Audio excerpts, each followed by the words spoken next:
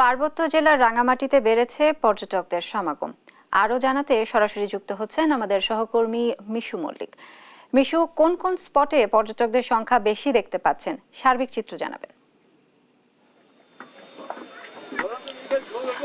শায়না, আসলে প্রথমত শীতের শুরু এবং এই পর্যটন মৌসুমের শুরু হওয়ার কারণে এবং সাপ্তাহিক ছুটির দিন হওয়ার কারণে পার্বত্য জেলা রাঙামাটিতে আসলে পর্যটকদের ঢল নেমেছে বলা যায়। আমরা রাঙামাটির যে সকল উল্লেখযোগ্য পর্যটন স্পটগুলো রয়েছে তার মধ্যে পর্যটন ঝুলন্ত সেতু, Aranyak holiday resort, Polwel park সহ যে সকল গুরুত্বপূর্ণ বিনোদন কেন্দ্রগুলো রয়েছে আমরা সেগুলো সরেজমিনে ঘুরে দেখেছি। সেখানে আসলে পর্যটকদের উল্লেখযোগ্য উপস্থিতি আমরা দেখতে পেয়েছি। বর্তমানে আমি আছি পর্যটনের আইকন খ্যাত রাঙামাটির পর্যটন ঝুলন্ত সেতুতে। আমরা সকাল থেকে এখানে দেখতে পাচ্ছি রাঙামাটির বাইরে থেকে যথেষ্ট পর্যটক আসলে এখানে এসেছেন, তারা ঘুরে বেড়াচ্ছেন এবং শহরের যে যান্ত্রিক কোলাহল সেই যান্ত্রিক কোলাহলকে পেছনে ফেলে এবং ভুলতে অনেকে আসলে কাপ্তাই হ্রদের যে নৌবিহার সেই নৌবিহারে অংশগ্রহণ করছেন।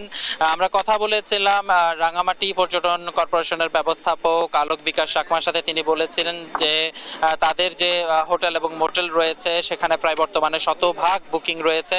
পাশাপাশি আরো কথা বলেছিলাম রাঙামাটি হোটেল ব্যবসায়ী আবাসিক হোটেল ব্যবসায়ী মালিক সমিতির সভাপতি মোস্তফা কামাল উদ্দিনের সাথে। তিনিও বলছিলেন যে বর্তমানে রাঙামাটিতে যে 56টি হোটেল মোটেল রয়েছে তার প্রায় 80% বুকিং রয়েছে। আর পাশাপাশি আসলে একই অবস্থা বিরাজ করছে মেঘের রাজ্য খ্যাত সাজেক ভ্যালিতেও। যেহেতু সাপ্তাহিক ছুটির দিন দুদিন বন্ধ রয়েছে সে কারণে গতকাল এবং আজকে সকালে সাজেকে আসলে উল্লেখযোগ্য হারে পর্যটক গিয়েছেন। আমরা কথা বলেছিলাম সাজেক রিসোর্ট কটেজ মালিক সমিতির সভাপতি অং চৌধুরী জয়ের সাথে। তিনি বলছিলেন যে 115টির মতো আসলে রিসোর্ট কটেজ রয়েছে সাজেকে, যার প্রত্যেকটিরই প্রায় শতভাগ বুকিং রয়েছে। তবে সাজেকে এখনো পর্যন্ত কেউ যে রাস্তায় রাত কাটানো বা রুম না পেয়ে যে বিপাকে পড়েছেন এমন কোনো সংবাদ আমরা পাইনি। তো রাঙামাটি এবং সাজেক মিলিয়ে আসলে যথেষ্ট পরিমাণ পর্যটক আমরা দেখতে পাচ্ছি এবং পর্যটকদের যে প্রবাহ সেটি আসলে আরো হয়তো বা আগামীকালও ছুটি রয়েছে, সে আরো 2-1 দিন হয়তো থাকবে এমন সেটা পর্যটন সংশ্লিষ্ট ব্যবসায়ীরা আমাদের কাছে জানিয়েছেন। তো আসলে শায়না, এই ছিল আমার কাছে রাঙামাটির পর্যটক উপস্থিতির সর্বশেষ।